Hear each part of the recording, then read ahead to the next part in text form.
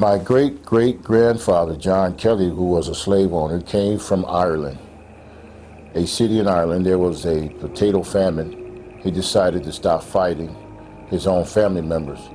He went down to the Caribbean, and a place at that time was called Hispaniola. Hispaniola was one country, but today half of it is Dominican Republic, the other half is Haiti.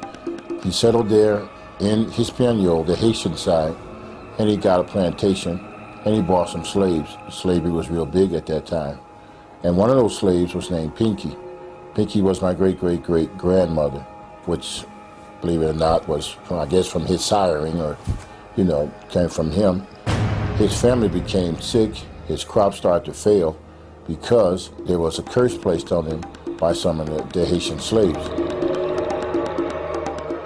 Then he decided to go into Texas. He moved into Texas, took some of the slaves with him, and when he got to Dallas, Texas, he had about 4 or 5 slaves left: Cupid, Senior, Pinky, and a few other slaves. And from there is where my father was born in 1917. My father married my mother in 1946 or so and moved to the New York area, and that's where I was born. My father didn't want any more children.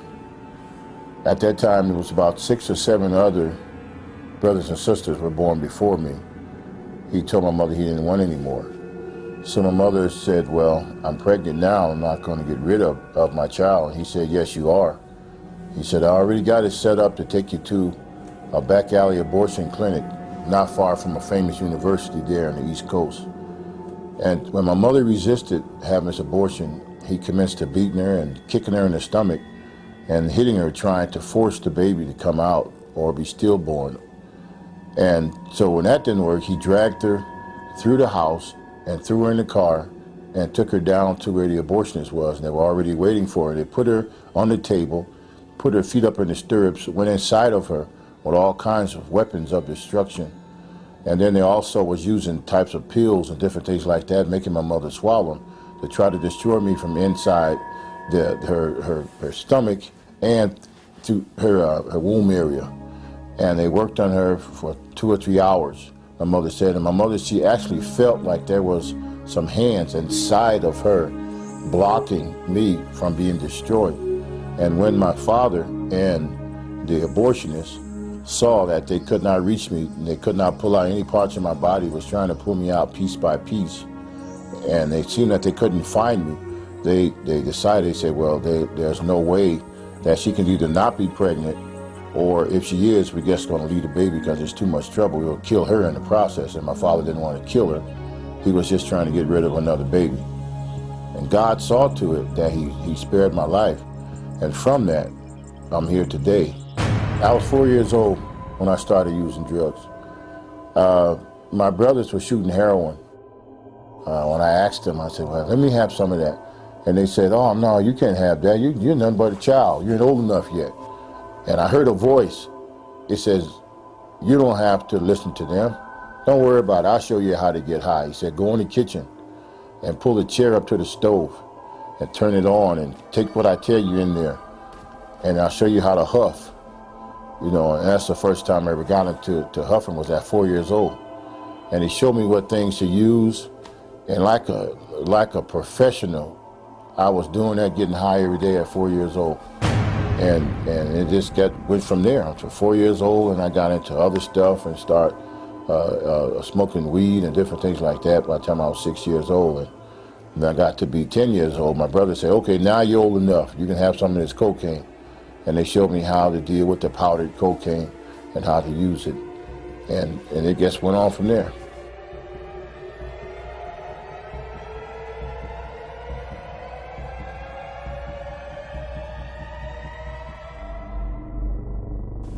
As Curtis grew older, he also realized his family was involved in voodoo, a type of witchcraft from Haiti.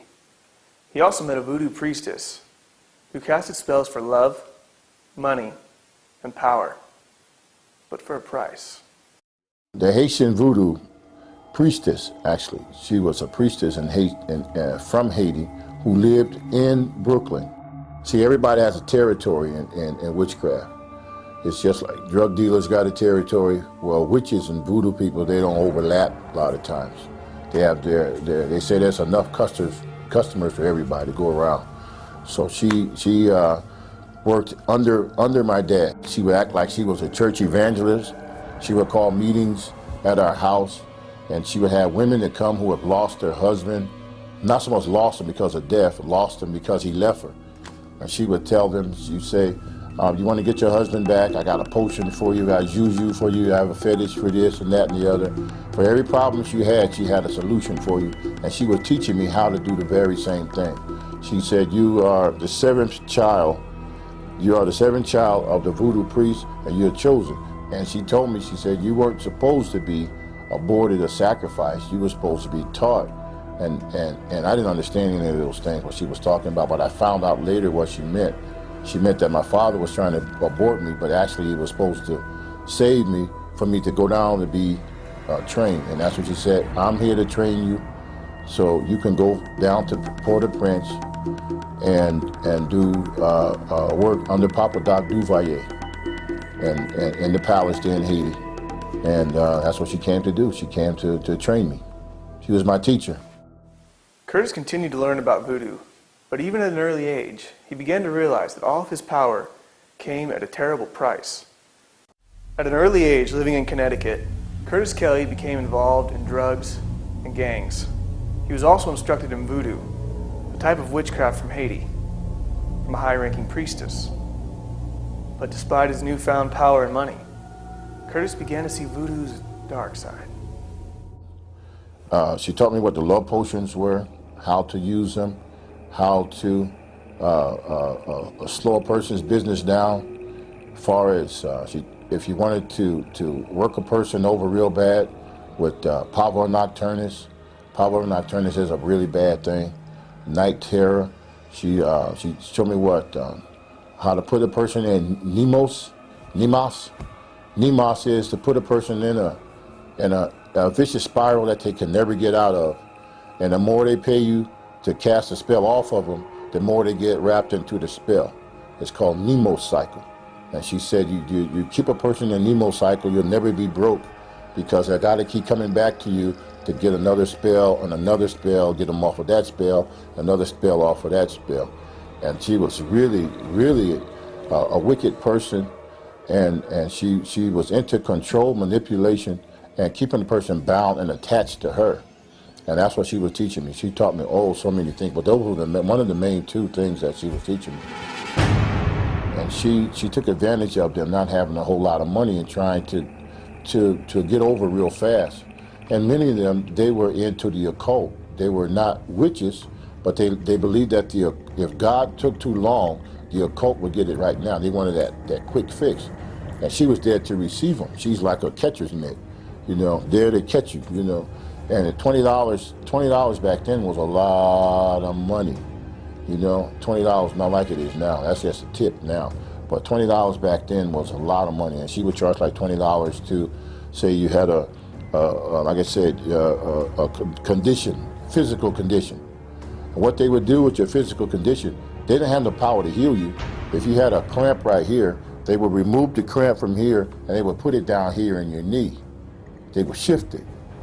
Shift it. There's witchcraft called shifting, where you can't heal, you don't have that power, but you shift. And they teach me how to shift things from here to there. I move it over here. What you do, you get a whole lot of people together in one room, all miserable, all suffering. You charge them $20, and you don't give them all of it. You give them a piece of the information to keep them coming back. And as a child, I stood there and I watched, and I said, this lady sure can't control people. She has a very crafty way of controlling people. And many of the people that she was controlling, they went to church on a regular basis. She would say, isn't God good? Don't we praise God today? And I would stand off in the corner watching it. Isn't God good? But see, I can run up and down the stairs and see and bring her supply of witchcraft stuff.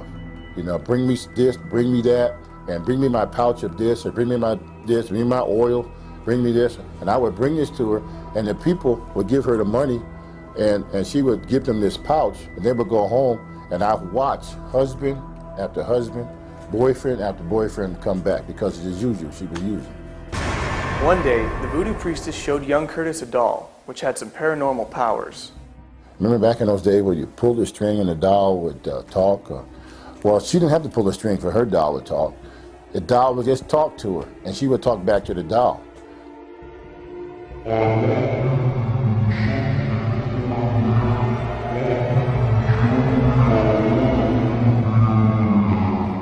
And I was standing there in amazement. I said, how can a doll have how can you communicate with an object that's not even human? But what it was, through this doll, the entity was housed, and it could talk.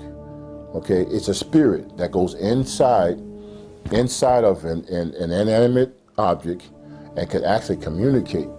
It can spin his head around, it can flap his eyes, it can move his mouth. But when you go to approach it, it just sits there.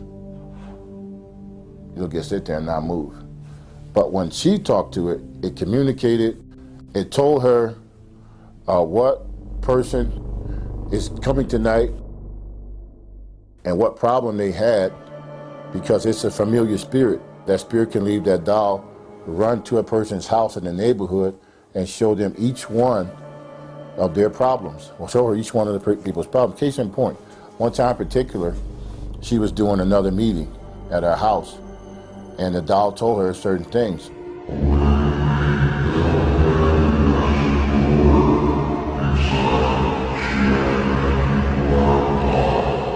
And so at the meeting, I was there with her, and she says, praise the Lord, I'm glad you're all here today. She said, you right there, lady, right there. She said, you have a dresser drawer in your house. And inside of that dresser drawer, you have this, that, and she itemized everything that was in her dresser drawer and never been to her house. Now, most people go to church and say, oh, that's the spirit of prophecy, hallelujah. She started hallelujah and going on, and I was there like a child like this. Okay. Lady, if you only knew, this is witchcraft, this is sorcery, that's a voodoo priestess there. And you know what? It wasn't free. The offering would grow then. Every time she would prophesy, I call it prophesy to somebody out of God, the people would just throw money at her, As Curtis plunged deeper into voodoo, he became frightened by strange apparitions that happened in his own bedroom. The voodoo priestess came into my room and set up all her fetishes and paraphernalia in my room. And when she did that, then those things start coming through the floor.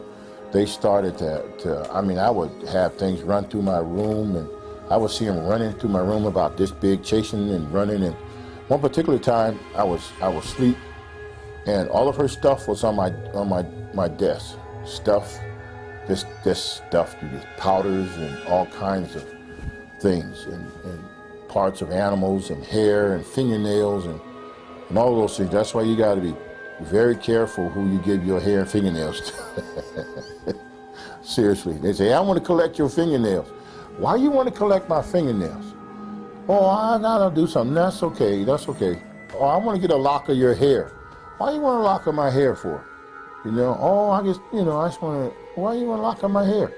No, I just want to, so be very careful who you just keep your eyes open on some of those things, And so she had my dresser drawer off filled with all kinds of stuff. And one day I was laying down and I heard something shaking under my bed. I said, what in the world is that shaking under here? So I woke up all the way and I turned the lights on. I said, what can this be shaking under my bed? What is this?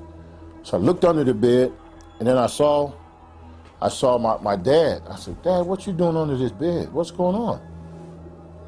To myself, I said, you sort of old to be playing these kind of games. It's late, go downstairs and go to sleep. He didn't say anything, just got a grin on his face like this. But his skin tone was green and he was all scaly. And I had never seen anything like this before. I said, Dad, what kind of stuff is this? And then he came out from under the bed, and the more he came up, he had the top torso part of him, but the bottom of him was like a fish's body. Green scales like a fish, And he came up and he smiled at me and he laughed at me. And then he did one of these numbers and dived and went right through the floor.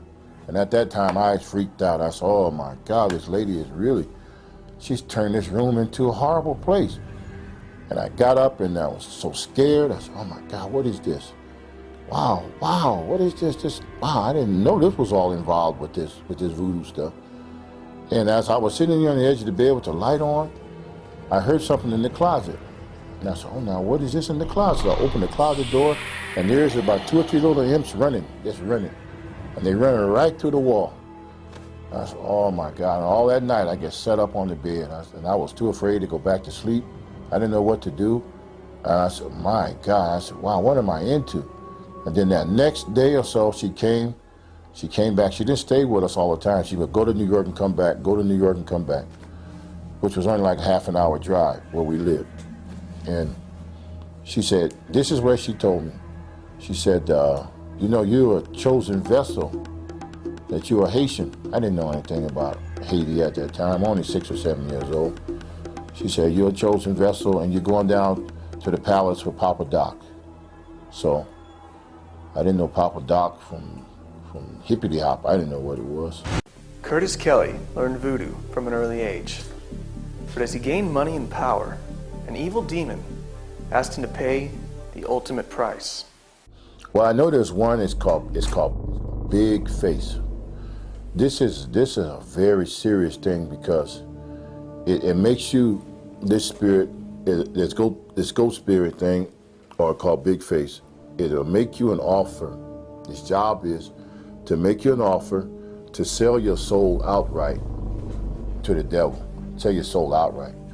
So you could be around the perimeter, messing around with certain things, and witchcraft and voodoo and Obeya, Santeria and stuff like that. You could be on the perimeter. But they want you in wholeheartedly, all the way in. They don't want you just playing around. They want you all the way in. And they'll send certain spirits out there to do it. And this was one of those spirits. And it said, come into the closet. And I went in the closet like he told me. He said, shut the door. Now I had to move some of the clothes around the closet, hanging up on the hangers, and shoes in the way, of course, like closets are. And it says, join us. Join us. Bring your whole self into this. And I said, I thought I was already in it. Didn't you just see what I saw the other day, climbing up and jumping, stuff running through the closet? I thought I was already in it all the way. He said, join us. He said, give us your whole self. I said, how in the world can I give you my whole self? I'm just a child. I don't know anything about giving my whole. He said, say these words, and then you can join us full-fledged all the way. And then when he said that, all the clothes disappeared. The clothes in the closet disappeared. The shirts disappeared. The shoes, everything disappeared. In this closet became like I was standing out in space with the stars. There was no floor. I was standing right there. The floor disappeared, and I'm standing there, and it was just myself and that spirit face to face.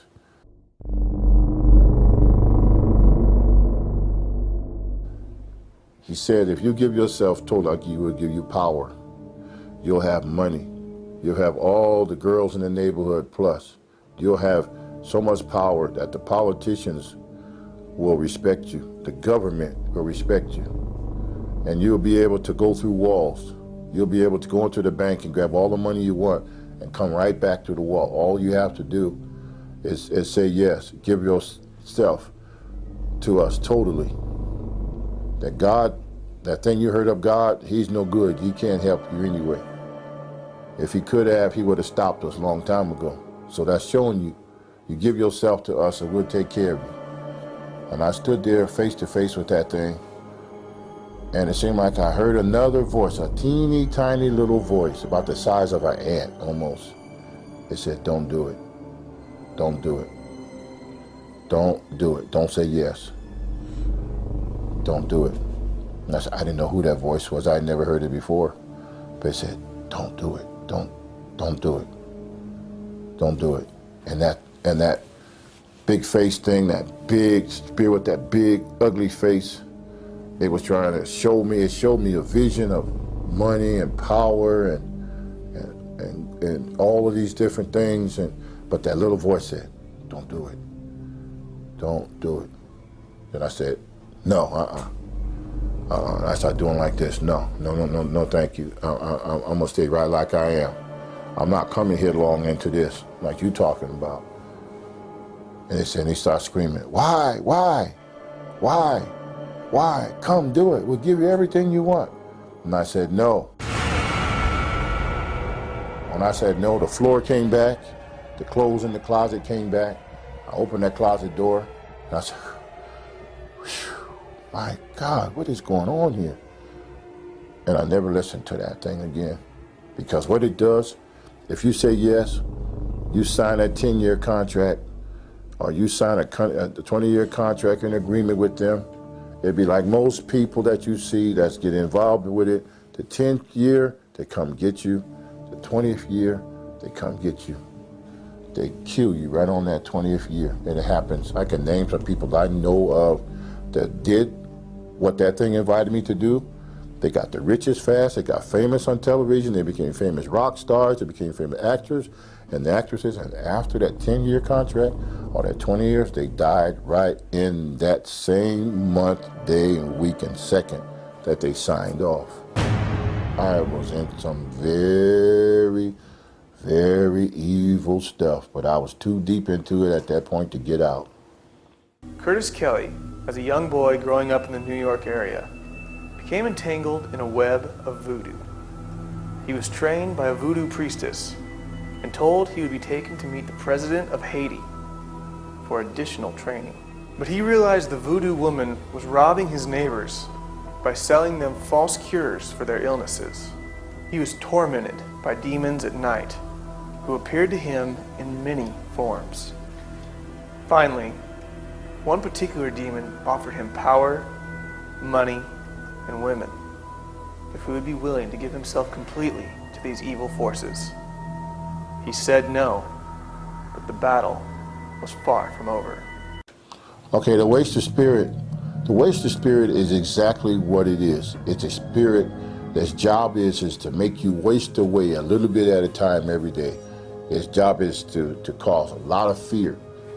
The fear of being in a house by yourself, fear of turning the lights off, fear of flying on the airplane, fear that different things are going to happen to you, fear that you're going to go broke. It torments you constantly. Like one famous actress said, the reason why she works so hard because she's afraid of going broke, and she's tormented with that idea.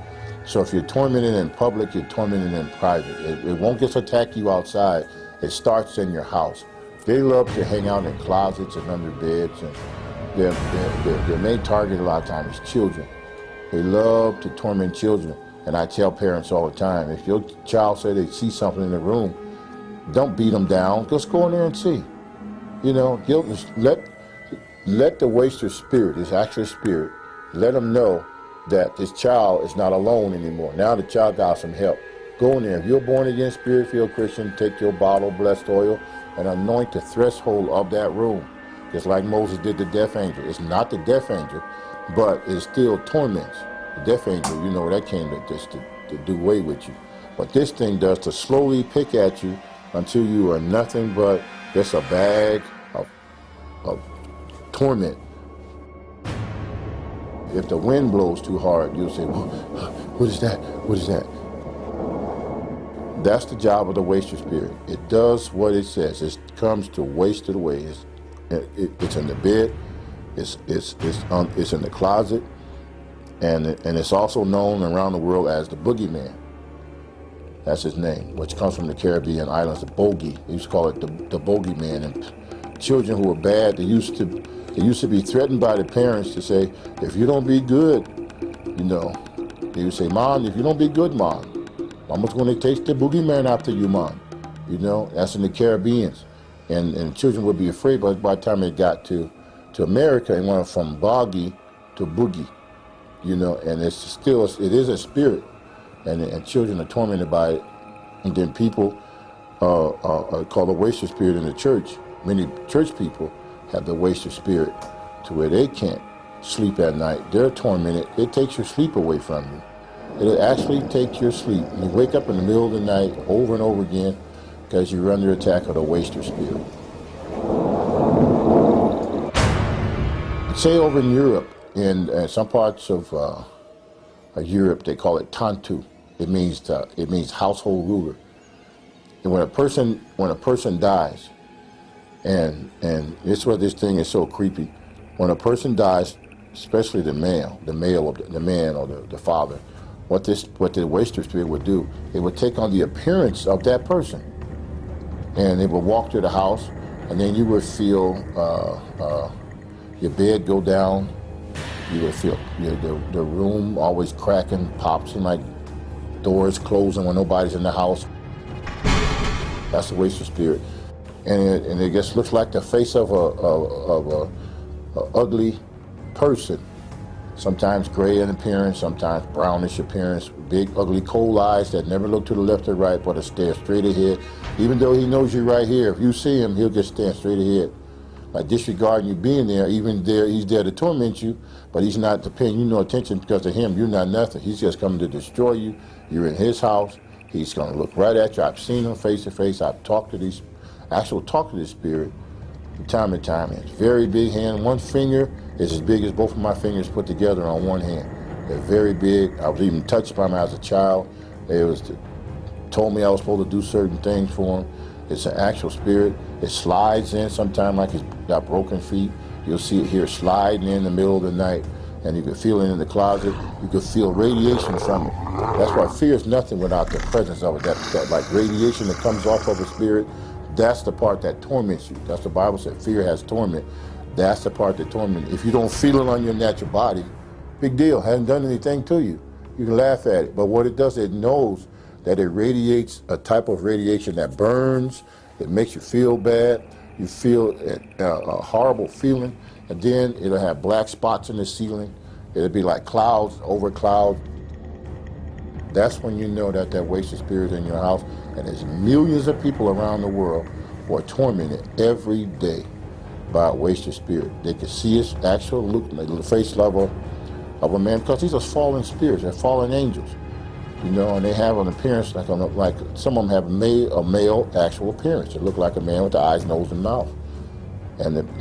But God has not given us that spirit of fear, but power, love, and a sound mind. And they love secrecy. They love it. They love for you never tell anybody that you're tormented. Don't say anything. Nobody's going to believe you. See, and that person that you want to tell, he may be tormented too. See, so there may be three of you tormented in the same room, but he said, don't tell, because he doesn't want to be brought to the light. They hate the light. Any kind of light, they hate it.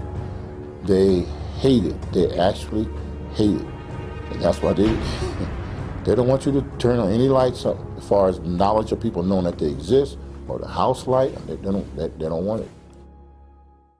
Curtis Kelly used voodoo to his advantage, but was also attacked by the same demons which gave him money and power. Kelly became aware of his own father's involvement in an occult club which practiced astral projection.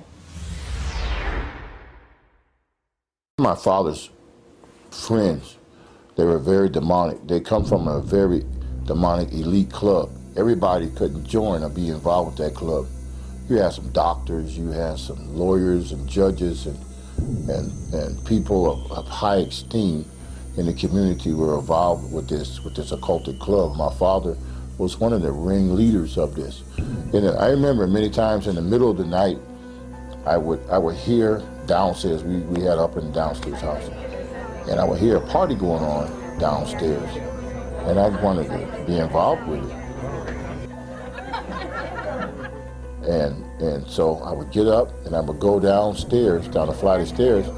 And when they would hear me coming down the stairs, they would say, "Oh, here he comes, here he comes." And I would see as their feet and everything went right through the wall, solid wall. And I said, wait a minute, how is that possible? And so they would come back again, and so I said, okay, I'm gonna sneak down there and see who these people are. And my father would be entertaining them, and they would be partying, smoking, drinking, laughing, making all kinds of noise, but when they would hear I'm getting close, they would say, oh, here we come. And each time I come, I would see more of them. And they could actually just come right to a wall.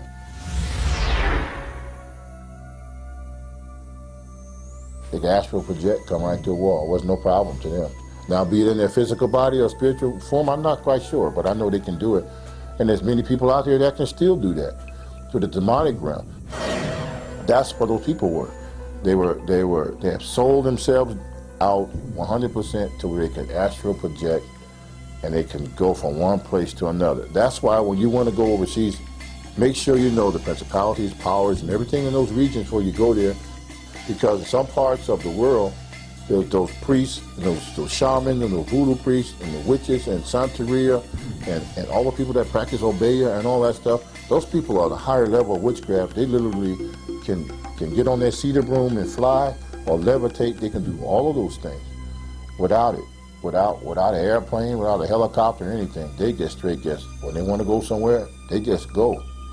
They just go, and whether in the body or not, I'm not quite sure how they do it, but that's the group my father was running with. I never actually seen my father do it, but I know when he was there, he disappeared too.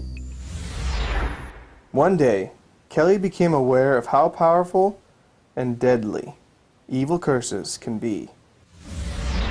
My grandmother, I love my grandmother, and one particular day I was walking through the projects and I heard an argument going on. I said, oh, who's this arguing? You know me, I was always in for a good fight. I said, who's fighting?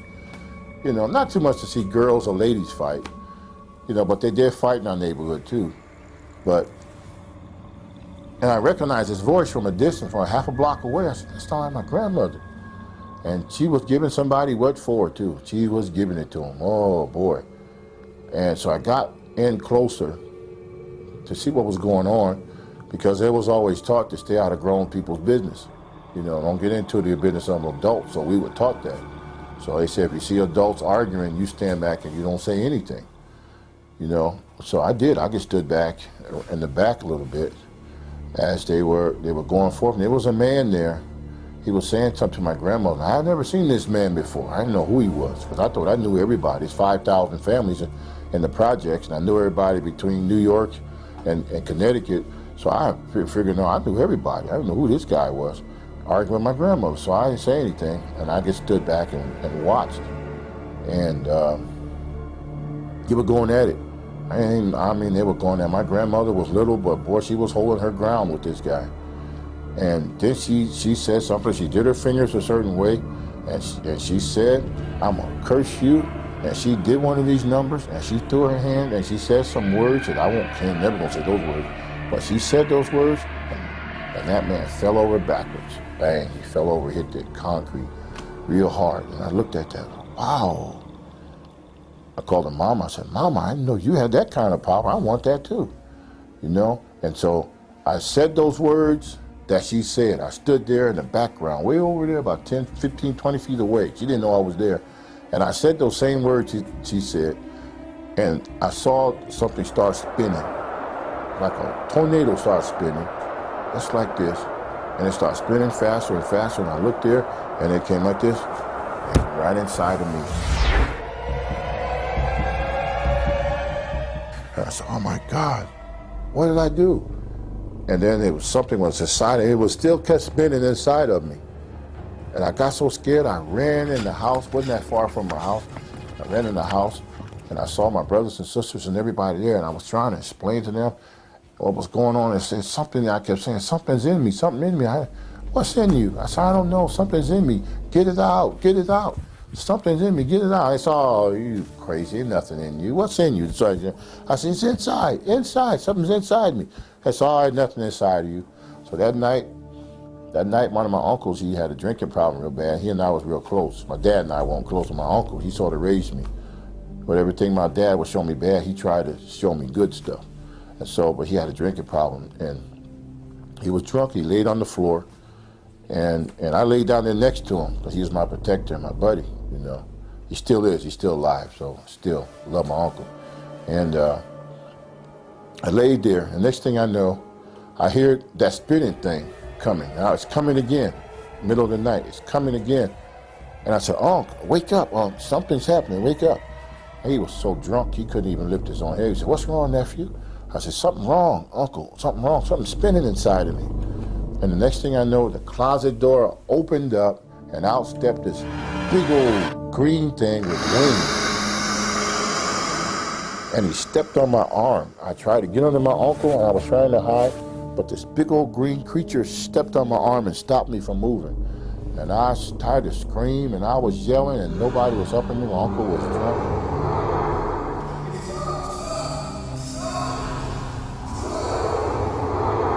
That started a whole new thing from those words my grandmother was doing, putting the curse.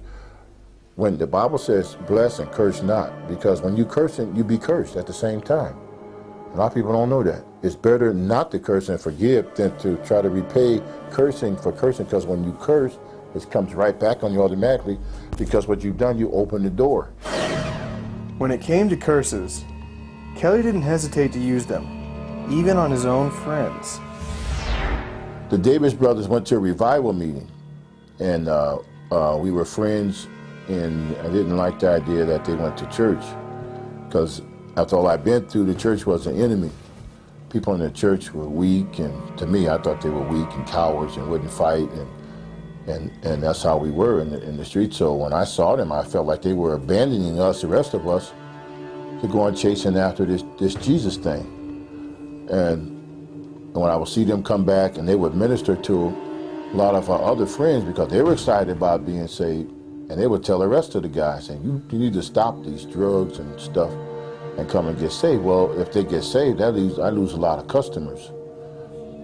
I said, I'm gonna send some curses after them, some spirits to curse them, to stop them, slow them down. And so these little spirits, I called them up. They came up out of the ground, and I told them, I said, I'm sending you over here, and I want you to go over there and stop these guys. A warning, I'm giving them a warning. I want you to terrorize them, torment them, night and day, 24 hours a day, till they come back out here in the streets with us. So I sent this little one about so big. He went over there, and he came back, and he says, I can't do nothing to them, they're protected. And I told that spirit, I said, what did I tell you to do? I told you to go destroy them. He went out again. And it came back and said, I told you, I can't touch them, they're protected. So I said, get out of here. I sent him, you back down to the floor where you come from. So another one, I sent a bigger one this time, a little bigger than about that size. And I said, now you go and do what that other one, he didn't do. I said, you go and destroy them. You go, you tear everything up, you tear their house up, you tear their mama up, you tear their cars up, set the house on fire with them in it.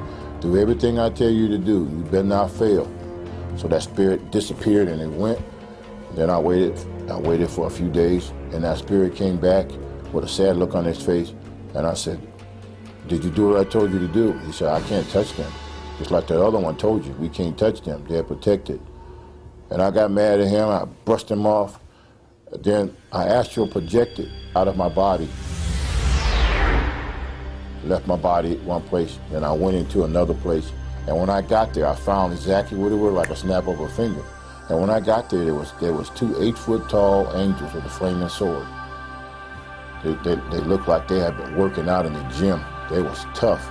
And I stood around the back of a telephone pole and I peeked out at them. I said, man, I see why them little imps couldn't do nothing.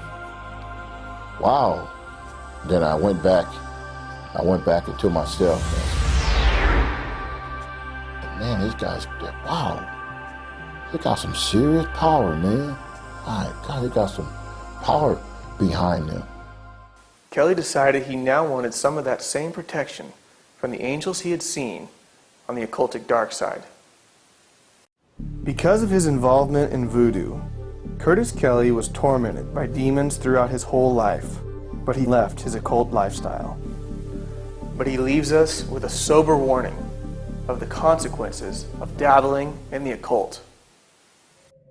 Let me show you what form. If a person gets into, say, seances, a Ouija board, stuff like that, or pentagrams on the floor, and candles, and all those kinds of things, or blood sacrificing a cat or animal, you have opened yourself up for possession, or a poltergeist and all of his cousins are going to come in there, and they are going to give that house a fit. It will be horrible, okay? Then there's other ways. Television can be another way as a portal. They can come in. If a person watches pornography all the time, watches pornography, that spirit, okay, that porn ain't spirit, like in the Greek and the French, will come in. It would literally march through that porthole, and it would set up, and it would sit, and it would wait, and it would sit, and it would wait, and it would bring sickness. It would bring all kinds of diseases. It would bring all kinds of stuff in there just because that television was a vehicle to be used to come in. And that's just one way. Then there's all kinds of anger.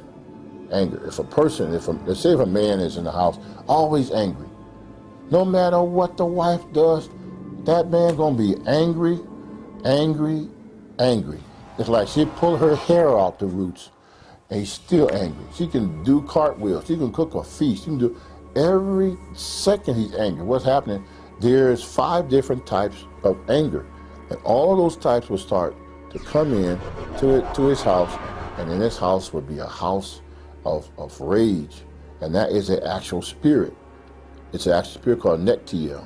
Nektiel comes in, and when it's a power, it comes in, and its power, it takes complete power over that house, and the children will start to act bad in school. There's no love there. People will come and they can feel that. So, you know what, man, it's getting late. I'm going home. Wow, this is a bad house to be in. I feel the creeps when I come in here. It's because of that person has allowed those things to come in. After experiencing the occult firsthand, Kelly feels he will never go back to his former practices. So you got to draw a line in the sand. You can't follow me no more.